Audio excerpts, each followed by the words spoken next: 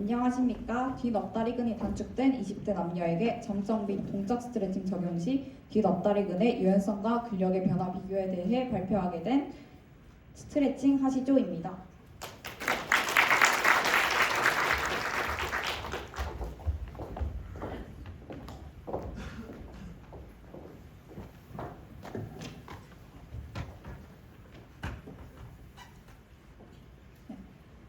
저는 발표자 21학번 박서영이라고 합니다. 우선 제가 진행할 순서는 다음과 같습니다. 저희의 논문의 요약입니다. 우선 서론에 대해 진행하겠습니다. 현대에는 산업화로 인한 생활환경의 변화와 감소된 신체의 활동량과 노화 등이 근육의 탄성 성분 및 근섬유를 감소시켜 근육의 유연성에 문제를 야기합니다.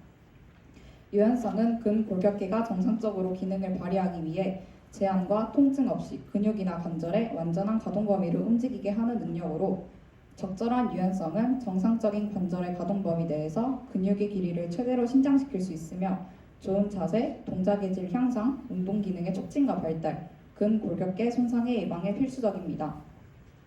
때문에 유연성의 감소는 관절 가동 범위에 제한을 주고 이로 인해 생체 역학이 변화되면서 관절에 장애가 발생할 수 있습니다. 다음은 뒷엎다리근입니다. 뒷엎다리근은 엉덩관절과 무릎관절에 부착하여 두 관절의 움직임을 관여하는 다관절 근육입니다. 뒷엎다리근은 세 가지 근육으로 이루어져 있는데, 먼저 외측에 위치하는 넙다리 두 갈래는 긴 머리와 짧은 머리인 두 갈래로 구성이 되어 있고, 안쪽에 위치하는 근육은 반힘줄 모양근과 반막 모양근으로 이루어져 있습니다. 이러한 구조상 뒷엎다리근은 다양한 신장력이 끊임없이 노출되어 있기 때문에 다른 근육들에 비해 단축되는 경향이 더 큰 것으로 간주되며, 근육 염좌와 같은 다양한 근골격계 손상은 뒷엎다리근의 단축과 연관이 있다고 보고되었습니다. 이러하여 뒷엎다리근이 단축될 경우 동적 근육의 역할과 폄의 역할을 하는 엉덩관절 굽힘이 제한을 발생시키고, 이에 따라 척추에 과도한 유연성을 요구하며 척추 뒤쪽에 구조물에 스트레스를 제공하여 허리 통증의 원인이 된다고 보고하였습니다. 추가로 뒷엎다리근의 약증이 발생할 경우 불균형한 뒷엎다리근과 넙다리 네갈래근의 활동 비율을 발생시키고 무릎 넙다리 통증 증후군과 앞쪽 십자인대의 손상이 직접적인 원인이 될 수 있다고 보고하였습니다. 다음으로 스트레칭은 근육의 유연성을 높이기 위해 사용되는 근육으로, 근육과 힘줄의 뻣뻣함을 감소시키며 관절의 유연성을 증가시키고 운동 수행 능력을 향상할 수 있는 운동입니다. 스트레칭은 정적 스트레칭과 동적 스트레칭으로 나뉘게 되는데, 정적 스트레칭은 일정한 자세를 유지하는 운동으로 일정 시간 동안 신장된 근육의 장력을 유지시킨 채 근육이 이완되도록 천천히 견딜 만큼 늘려 근육이 최대한으로 오랫동안 견딜 수 있는 길이가 되도록 하는 스트레칭을 말합니다. 동적 스트레칭은 활동적인 근작용이 관련되며 마지막 자세를 유지하지 않는 바운딩 형태의 운동을 뜻합니다. 또한 현재 많은 스포츠와 재활 현장에서 뒷엎다리근의 기능을 회복하고 부상을 예방하기 위해 유연성뿐만 아니라 뒷엎다리근의 근력 강화 또한 강조해 오고 있습니다. 그러나 많은 사람들이 부상 방지와 유연성 증진을 위해 스트레칭을 실시하고 있으나 효과나 기전에 대해서는 부정적인 의견을 많이 피력하고 있으며, 유형에 따라 즉 동적, 정적 스트레칭의 효과에 대해서는 차이가 있을 수 있다고 보고되었습니다. 이에 본 연구는 동적, 정적 스트레칭 방법에 따른 유연성과 근력의 변화를 분석함으로써 가장 효과적인 스트레칭 방법을 규명하여 효율적인 운동 프로그램을 작성하는 데 기초 자료를 제공하고자 합니다. 다음으로 연구 방법입니다. 본 연구에 참여한 대상자들은 경상남도에 위치한 K대학에 다니는 건강한 20대 대학생으로 지정하였습니다. 저희는 표를 보시면 총 33명을 모집하였으나 선정 기준에 맞지 않은 3명을 제외하였으며, 이 제외된 선정 기준은 90-90 단축 검사를 실시하여 무릎형 각도가 20도 미만으로 나온 대상자를 선정하였으며, 그 후 서서 허리 굽히기 검사와 근력 측정을 실시하였고, 그 후 무작위로 정적 스트레칭 그룹과 동적 스트레칭 그룹을 나누어 스트레칭을 실시하였습니다. 그 후 서서 허리 굽히기 검사와 근력 측정을 실시한 후 분석을 통해 결론을 도출하였습니다. 처음으로 선정 기준인 90-90 검사입니다. 측정 도구는 관절 각도계를 이용하였고 첫 번째 사진과 같이 대상자는 베드에 누워 엉덩 관절과 무릎 관절이 90도가 되도록 하고 연구자는 이 자세가 흐트러지지 않도록 고정하였습니다. 두 번째 사진과 같이 대상자는 스스로 저항을 느끼는 끝 지점까지 무릎을 천천히 편 뒤 연구자가 각도를 측정하였습니다. 이때 관절 각도계는 넙다리뼈 각쪽 중심선과 종아리뼈 각쪽 중심선을 향하도록 하였습니다. 평가는 3회 실시하였고 평균값을 사용하였습니다. 다음으로 유연성 검사인 서서 허리 굽히기 검사입니다. 측정 도구는 줄자를 사용하였고 보시는 사진과 같이 베드 위에 올라가서 바로 선 자세에서 무릎을 완전히 편 후 상체를 앞으로 숙여 양손을 최대한 뻗어 가운데 손가락이 손끝이 최대로 멀어지는 거리를 5초 동안 유지하게 한 다음 길이를 측정하였습니다. 중지 끝이 발가락에 닿게 되면 0cm, 발가락을 넘어서게 되면 플러스 센티미터, 중지 끝이 닿지 않으면 마이너스 센티미터로 측정하였습니다. 평가는 3회 실시하였고 평균값을 사용하였습니다. 다음으로 근력 측정 방법입니다. 측정 도구는 디지털 근력 측정기를 사용하였으며 사진과 같이 베드에 엎드려 누운 자세에서 한쪽 다리를 60도로 굽힌 상태로 설정하였습니다. 종아리 중간 부위를 측정기와 밀착시키고 뒷엎다리근의 근력을 측정하였으며 실험자가 준비되면 측정에 대한 자세한 설명을 제공한 후 측정자의 구령에 따라 빠르고 강하게 약 3초간 무릎 굽힘 운동을 실시하였습니다. 측정 간 휴식 시간은 10초이며 반대 다리도 같은 방법으로 실시하였습니다. 평가는 3회 실시하였고 평균값을 사용하였습니다. 다음으로 첫 번째 뒷엎다리근 정적 스트레칭입니다. 바로 첫 번째 사진처럼 바로 선 자세에서 허리 높이의 베드에 한쪽 발을 올려주고 양쪽 골반의 장렬에 맞춘 후 두 번째 사진과 같이 발등을 당겨주며 손을 앞으로 뻗습니다. 운동은 30초씩 3회 3세트를 실시하였습니다. 이때 세트 간 휴식 시간은 10초이며 반대 다리도 같은 방법으로 실시하였습니다. 다음으로 두 번째 뒷엎다리근 정적 스트레칭입니다. 첫 번째 사진과 같이 바로 선 자세에서 두 다리를 골반 넓이만큼 벌려줍니다. 두 번째 사진과 같이 골반을 내회전시키면서 양손으로 베드 끝부분을 잡고 골반을 전방 경사시키면서 엉덩이를 뒤로 빼줍니다. 운동은 30초씩 3회 3세트를 실시하였고 이때 세트 간 휴식 시간은 10초로 설정하였습니다. 다음은 첫 번째 뒷엎다리근 동작 스트레칭입니다. 첫 번째 사진과 같이 바로 누운 자세에서 한쪽 다리를 90도로 굽힙니다. 무릎 뒤 양손으로 깍지를 쥐고 잡은 후 발끝을 몸쪽으로 당겨준 후 위로 올려줍니다. 운동은 30초씩 3회 3세트를 실시하였고 이때 세트 간 휴식 시간은 10초이며 반대 다리도 같은 방법으로 실시하였습니다.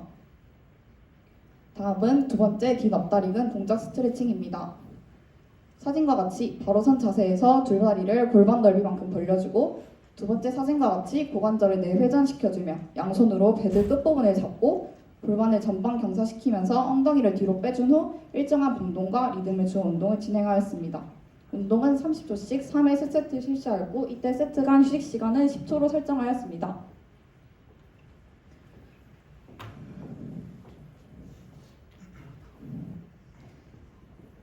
저희는 통계 처리는 통계 프로그램 SPSS 21볼 윈도우를 이용하여 측정된 모든 변인에 대하여 평균과 표준 편차를 산출하였으며 수집된 자료의 정규성 검증을 위해 셰피로 윌크 테스트를 사용하였으며 각 집단 내 실험 전과 후에 따른 변화를 알아보기 위해 페어드 티 테스트를 실시하였고 집단 간 변화량을 비교하기 위해 인디펜던트 티 테스트를 실시하였습니다. 통계학적 유의 수준은 0.05로 설정하였습니다. 다음으로 결과입니다. 먼저 저희의 연구 대상자의 일반적인 특성은 다음과 같습니다.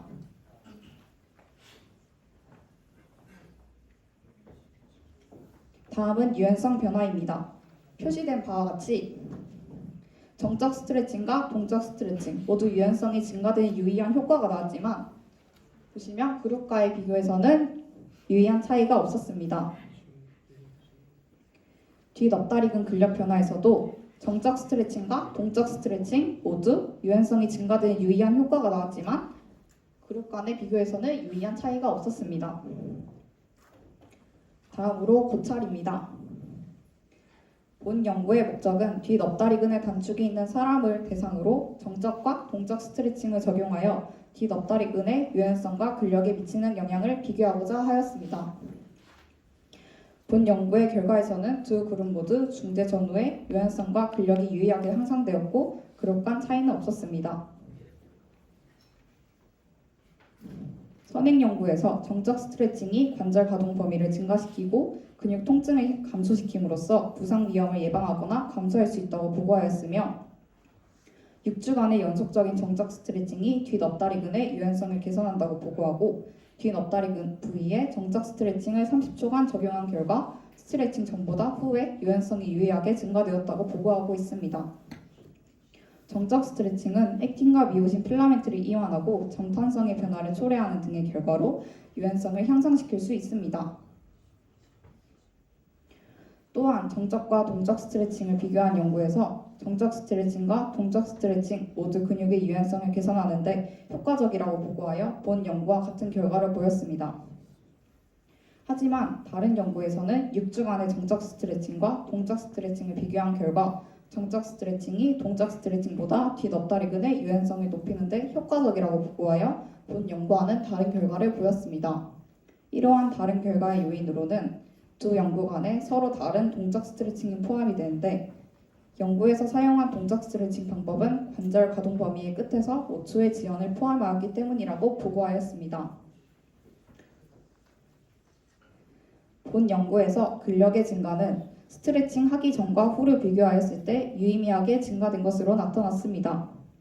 이러한 스트레칭 후 근력의 증가는 스트레칭을 통하여 뒷엎다리근의 최대 토크가 증가하였다고 보고한 선행 논문이 뒷받침하고 있습니다. 또한 스트레칭 후에 슬관전의 굴근과 신근의 근력이 지구력과 근력을 증가하였다고 보고하고 있습니다. 근육의 일정한 역치 수준을 자극에 가하면 자극에 근육과 신경이 적응하면서 근 기능은 향상된다고 보고하였습니다. 동적 스트레칭은 근육 활동으로 인한 혈류량 증가, 근육의 온도, 산소와 에너지 소비 전달을 증가시킨다고 하였는데 이러한 점들을 보아 동적 스트레칭의 근력 증진에 요소들을 유치할 수 있었습니다. 동적 스트레칭은 근육 활동 후 강화 작용으로 운동 단위의 동원의 역치를 낮게 하고 근육의 십자구의 형상 비율을 증가시켜 근수축의 효율성을 증가시킨다고 하였습니다. 정적 스트레칭을 적용한 후에 무릎 관절의 평과 굽힘을 담당하는 주요 근육인 넙다리 고등근과 뒷엎다리근이 활성화되었다고 하였습니다.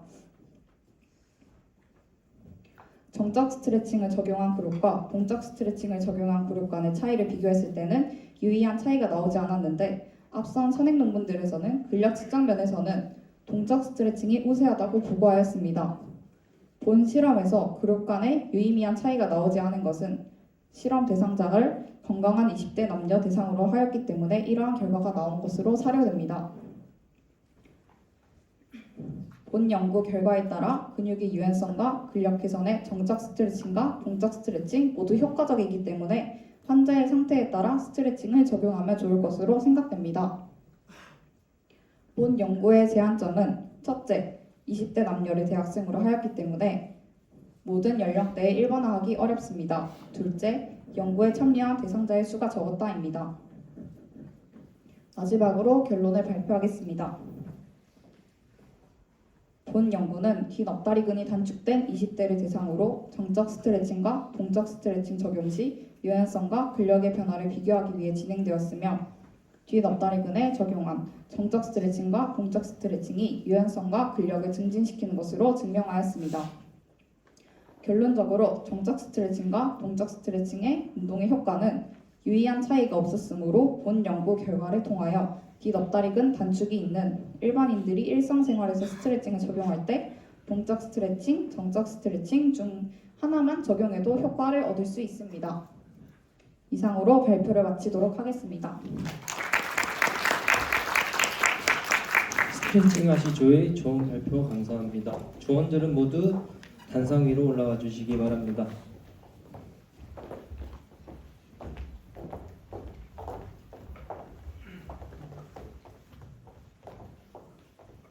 지금부터 질의응답 시간을 갖도록 하겠습니다. 첫 번째 질문 드리겠습니다. 박동원 교수님께서 질문해 주셨는데 저는 정적, 동적 스트레칭이 안 될 것 같다고 하셨는데 저 같은 사람은 어떻게 운동을 실시해야 할까요? 라는 질문에 답변을 부탁드리겠습니다.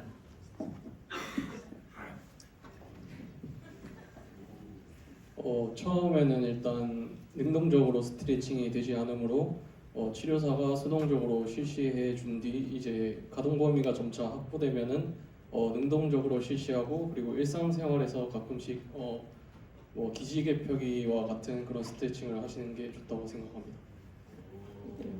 답변 감사합니다. 두 번째 질문 드리겠습니다. 이제 고찰 내용 중에 환자의 상태에 따라 스트레칭을 적용하면 좋을 것이라고 말씀하셨는데 동적 스트레칭을 하는 환자와 정적 스트레칭을 적용하는 환자의 예시를 혹시 들어주실 수 있을까요? 우선 동적 스트레칭 같은 경우는 한 부위에 집중적으로 스트레칭이 가능하기 때문에 특정 부위에 관절에 구축이 있는 환자들에게 스트레칭을 적용하면 좋을 것 같고요. 동적 스트레칭은 정적 스트레칭보다 더 많은 움직임이 필요하다 보니까 관절과 근육이 준비할 수도 있고 몸에 열을 내는 장점이 있기 때문에 운동 환자들에게 적용하기보다는 운동선수가 운동을 시작하기 전에 적용하는 것이 좋은 효과를 낼 수 있을 것으로 생각됩니다. 그리고 동적 이 두 가지 스트레칭을 한 개씩만 적용하기보다는 모두 다 번갈아 가면서 적절히 병행하여 적용하는 것이 가장 큰 스트레칭 효과를 낼 수 있을 것으로 생각됩니다. 이상입니다. 네, 답변 감사드립니다. 마지막 질문 하나 드릴 건데요. 신주철 교수님께서 질문해 주셨습니다. 발표자에게 깊은 인상을 받았습니다. 발표 준비는 어떻게 하셨고 가장 큰 어려움은 무엇이었는지 혹시 말씀해 주실 수 있는가요? 사실 가장 어려웠던 건 너무 긴장이 돼서 아까 전부터 물을 많이 마시는 바람에 화장실이 가고 싶을까봐 많이 걱정을 했고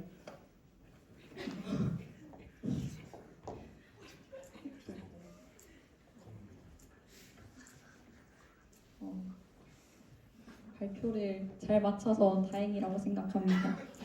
감사합니다. 네, 수고 많으셨습니다. 이상으로 스트레칭 학교의 발표를 모두 마치도록 하겠습니다.